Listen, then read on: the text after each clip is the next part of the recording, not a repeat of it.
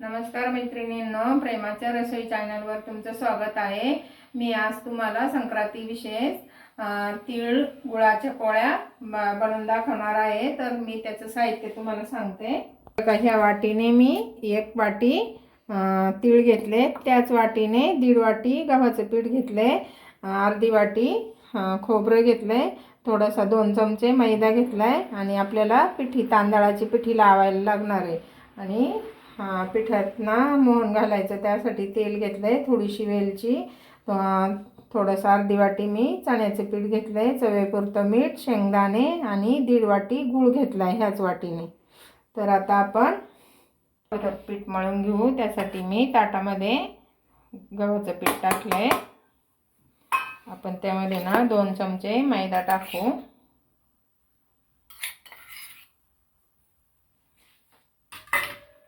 आणि 2 चमचे चाळून घेतलंय मी चांगलं पीठ, ते आपण 2 चमचे चण्याचं पीठ टाकू त्यामध्ये मळायला आणि चवीपुरतं मीठ टाकायचं।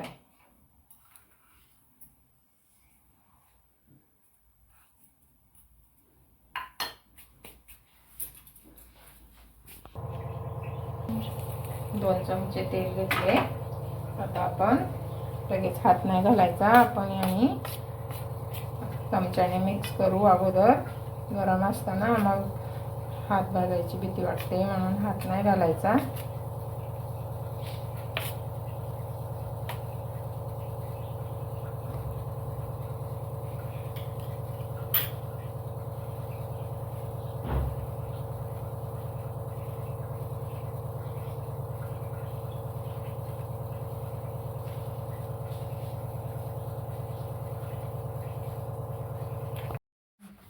थोडं थोडं पाणी घ्यायचं आणि असं लई चपातीच्या पिठापेक्षा घट्ट मळायचं।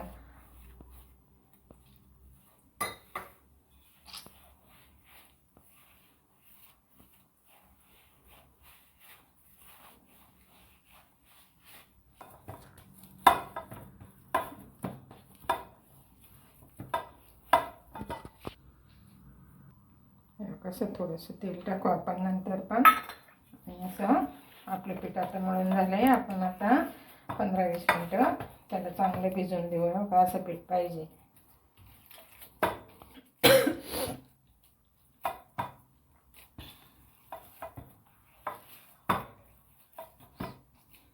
आपण 15 मिनिटं त्याला भिजून देऊ, तोपर्यंत आपण सारण करून घेऊ। आता आपण बारीक गॅसवर चांगलं तीळ भाजून घेऊ। तीळ चटचट भाजायला लागले का काढून घ्यायचे। हे बघा असा चटचट आवाज येतोय। आता आपल्या तिळाचा कलर पण बदललाय। आता आपण ते ताटामध्ये काढून घेऊ।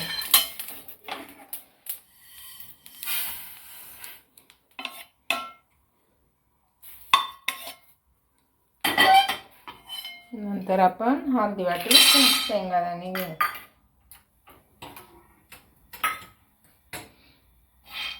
शेंगदाणे पण चांगले बारीक गॅसवर लाल होते असे करपला निघेपर्यंत भाजून घ्यायचे।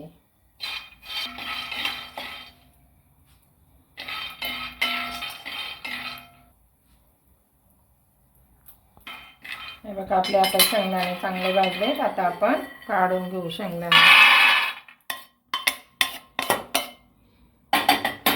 आता आपण खोबरं भाजून घेऊ।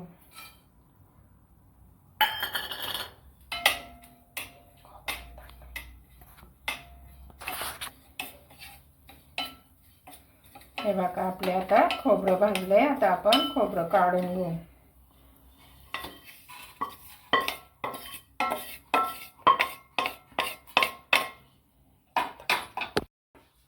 आता आपण सारणामध्ये टाकायसाठी मी 2 चमचे बेसन टाकते।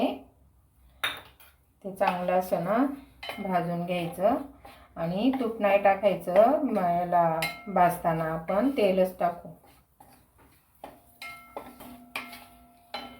असं बेसनाचा रंग बदलेपर्यंत चांगलं भाजून घ्यायचं।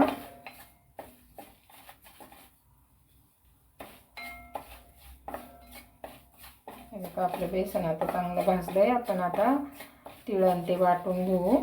आता आपण पहिले तीळ वाटून घेऊ, थोडे थोडे करून घ्यायचं. छोट्या भांड्यातच वाटते मी.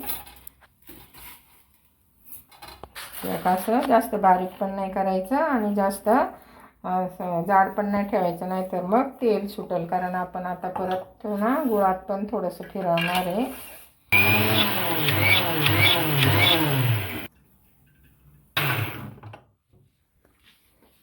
आता शेंगदाणे वाटले, आता आपण त्यामध्ये टाकू.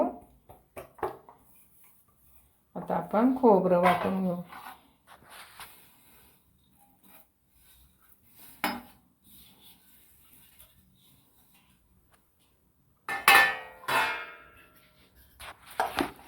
खोबरंच परत तेच बारीक. हे बघा, आता आपण असा गूळ काढून घेऊ.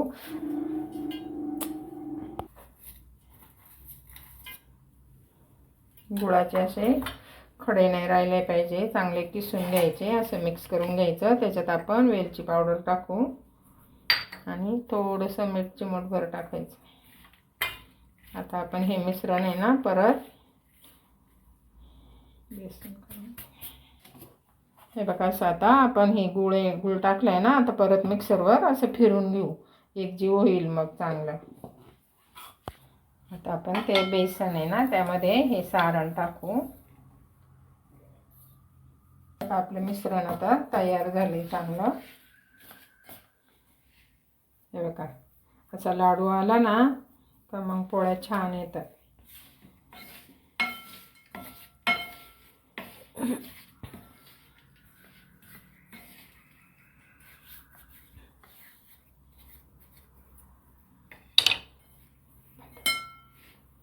चांगलं पीठ भिजले.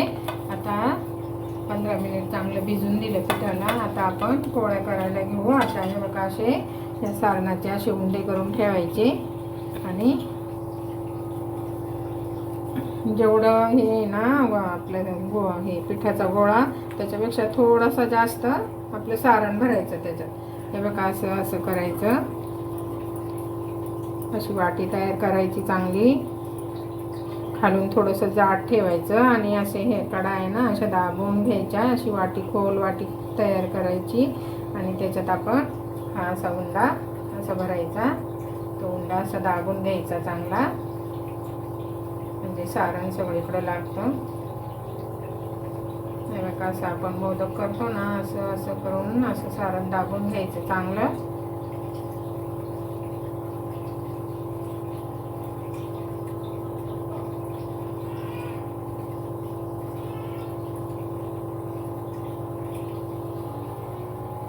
असा हा जास्तीचा भाग आहे ना असा तोडून काढला तरी चालतो, नाही तर असा मुरपवला तरी चालतो. हे बघा असं असं हे करून घ्यायचं. आणि आपण तांदळाची पिठी आहे, मी कपडा बांधलाय त्याच्यामुळं तांदळाची पिठी पण नाही लागणार, पण थोडंसं लावते असं. तो काही कपड्याच्या खाली जाणार आहे ना. आणि हे बघा असं दाबून घ्यायचं चांगलं. एकदम सारखी पोळी, सारं पण सारखं बसतं. आता आपण पोळी लाटून घेऊ. मी ना तूप घेतले. तुम्ही जास्त दिवस ठेवायचे असेल, हे 8-10 दिवस टिकतात. जास्त दिवस ठेवायचे असेल तर तेल लावा. आम्ही लगेच हे करणार खाकरे म्हणून आम्ही तूप लावणार आहे. हे बघा अशी सरसर पोळी लाटते चांगली.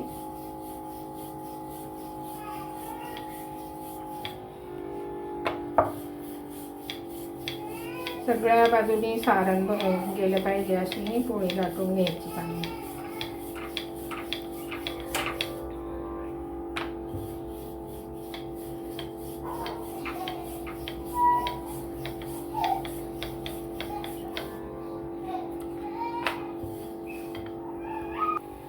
पोळीला असे बबल्स यायला लागले का मग पोळी हाता गुळ असतो ना मग हाताने हे नका करू,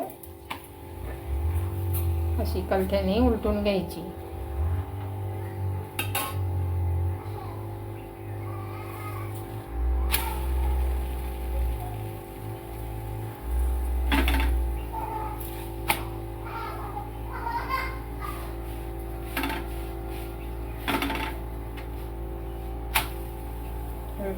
पोळी भाजली, आपण असं तूप लावून घेऊ. हे बघा, अशी पोळी फुगली पाहिजे टम्म.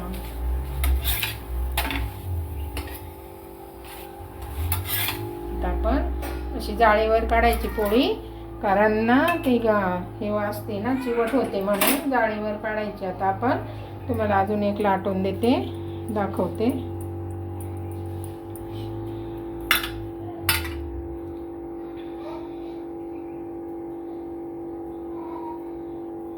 हे बघा, सोंडा तयार करायचा.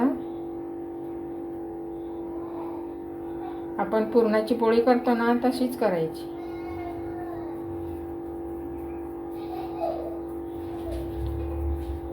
हे बघा, जास्त मोठा उंडा घेतला असला ना, आता ही वरती बाजू आली ना, हे आपण तोडून टाकू आणि मग असं मिटून घेऊ.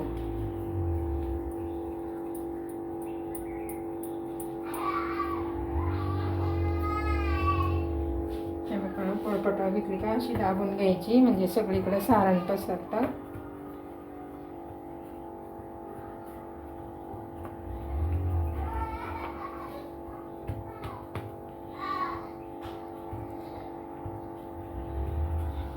तर आपण लाटून घेऊ ही पण.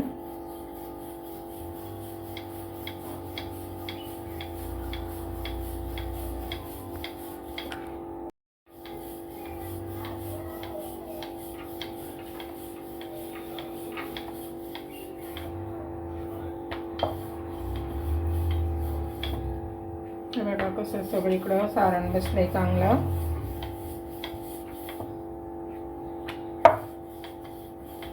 त्या पोळ्या ना पातळ लाटायच्या, म्हणजे छान लागतात.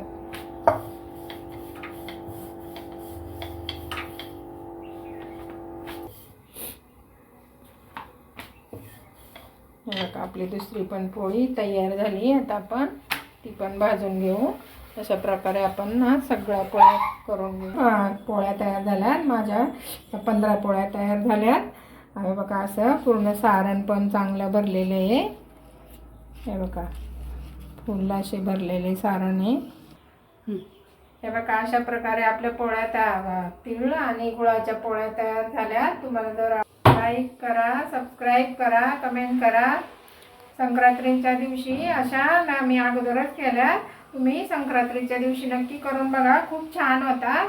आणि तूप लगेच खायचं असलं तर तुपात तूप लावा. नंतर जास्त दिवस ठेवायचे असला तर तेल लावा, कारण तूप लावल्याने तुपाचा वास येतो ना, म्हणून त्या थोड्याशा मग हे होतात. Bye bye.